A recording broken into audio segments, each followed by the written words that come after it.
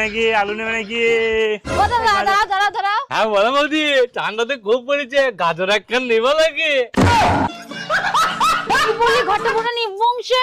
আরে বৌদি বলছি গাজর নেবেন নাকি ওই তরকারি খাওয়ার জন্য? আচ্ছা ঠিক আছে দাম কত বলো? আরে বৌদি আপনার সঙ্গে কোনদিন দাম বেশি নিয়েছে? এতদিন ব্যবসা করছে, আপনি তো প্রতিদিনই সবজি নেন না। এই গাজরটা নেবেন মাত্র 100 টাকা কেজি। 100 টাকা কেজি? তোমার যা গাজরের দাম, তোমার আলুতে তো হাতই দেওয়া যাবে না।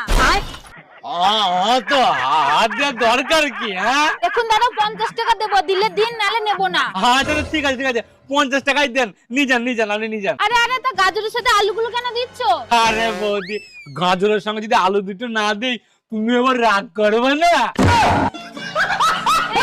মানে আরে মানে ওই দুটো আলু আমি ফেরত নিয়ে কি করবো, তাই গাজরের সঙ্গে আপনাকে ফিরতে দিয়ে দিলাম। আচ্ছা এই না তোমার পয়সা, আমি গাজর কোটা ঢেলে